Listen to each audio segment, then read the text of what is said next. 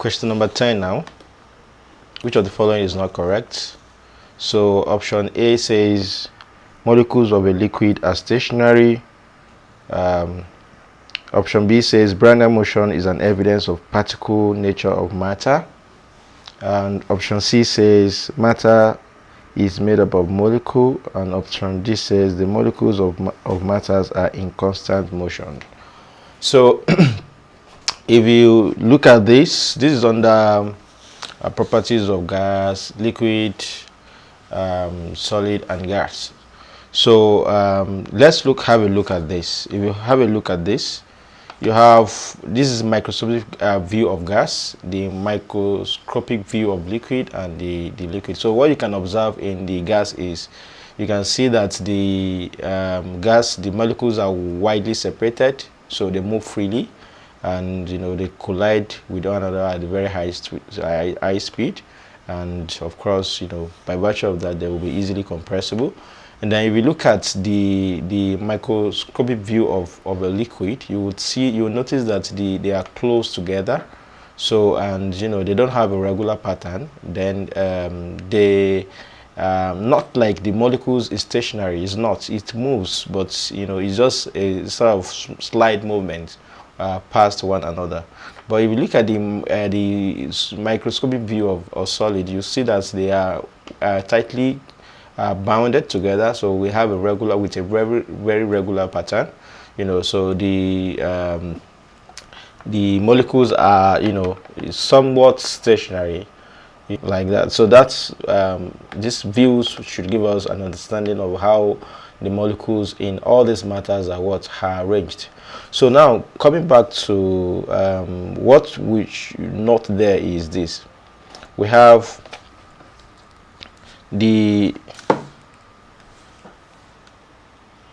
so the point to note there is this: the particles in solid, so let's start from gas. In gas are widely separated. Okay, so and they move. Okay, let's have it like this. Without a regular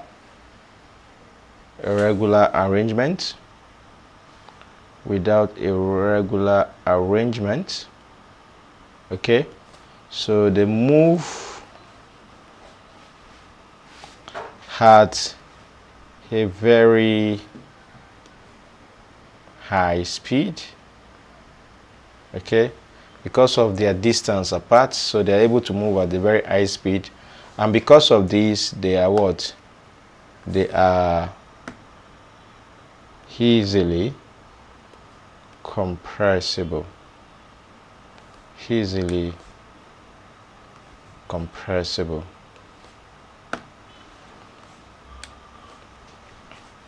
Easily compressible.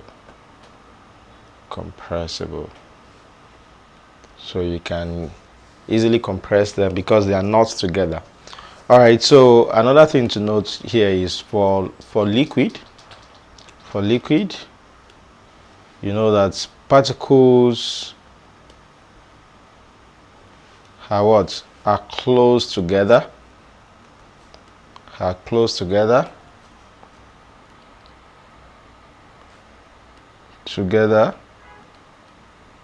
Without a regular pattern as well. So under here too, the particles move just a slight movement or slide past one another. So here you can see, you notice that the molecules are not stationary, and you have they are not easily compressible because of the arrangement. Easily compressible. Then for solid, particles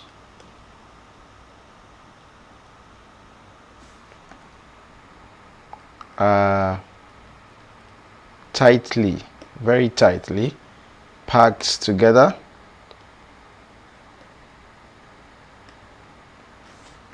they have a regular pattern.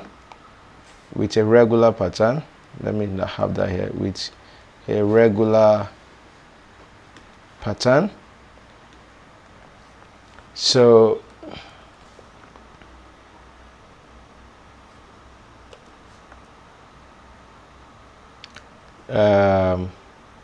particle in solid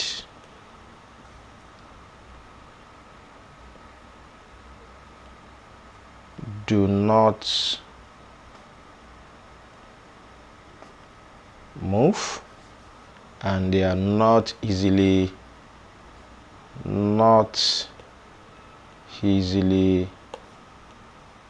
compressible. They are not easily compressible. Okay, so that is what we have under that. So if you look at your options, molecules of a liquid are stationary. That's not correct. Brownian motion is an evidence of particular nature of matter. That's very correct. Matter is made up of molecules. Yes, that's correct. Molecules of matter are in constant motion. So that's equally in line. So if you look at your option here based on this question, A should be your answer. So question number 11 says a block and tackle pulley system arrangement has a pulley in which an effort of 50 Newton supports a load of 200 Newton. Calculate the efficiency of the machine. So this is what we have. It said the number of pulley is 6. So given what was given to us, we have number of pulleys to be equals to number of pulley to be equals to 6, and the effort is given to be equals to 50 Newton, and the load is equals to 200 Newton. Okay, so we have the load to be equals to 200 Newton. So efficiency of the machine, efficiency is what we don't know. All right, so now this is under machine. You know, everyone is talking about mechanization now, you know, using machine to handle task rather than the manual method. And when you use machine, the result is obvious. What you're actually looking for is efficiency. You want to reduce time, you want to improve quality. You know, so when you use machine to do whatever it is you want to do, provided it's handled well and handled by a trained personnel, you are going to have a mechanical advantage for using that machine. So what you're supposed to do under 10 minutes if you're using manual method, you may be able to do it under 1 minute or less, and then the quality that you produce with the machine is can't be compared with the one that you have with manual method. You have a lot of accuracy and all of those things. So basically that is what we have on the machine. So here we have a pulley system. The point to note is this. These are point to note that under block and tackle pulley system, velocity ratio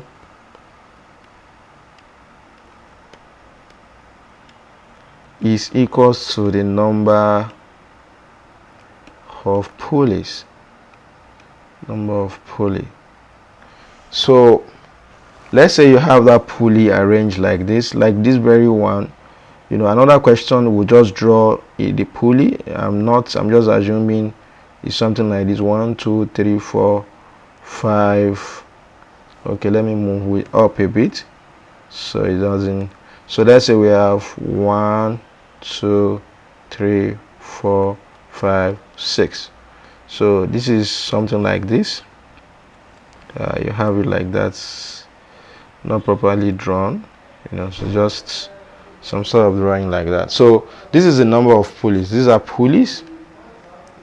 So another question will just draw it for you and ask you to calculate velocity ratio. The velocity ratio is equal to this number of pulleys. That's 1, 2, 3, 4, 5, 6 in this case.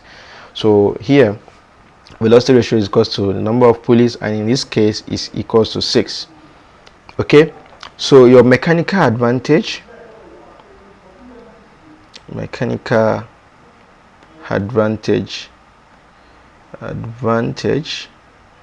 let me denote it by m dot a. This is equals to load over effort. Okay, so the load is in Newton, the effort is in Newton, so mechanical advantage is unitless. It doesn't have a unit. Okay, so in this case your mechanical advantage is load, which is 50 over effort 200 Newton. Load over effort is 200 over 50. So you have 200 over 50. So this will be equals to 4, no unit. All right, so your efficiency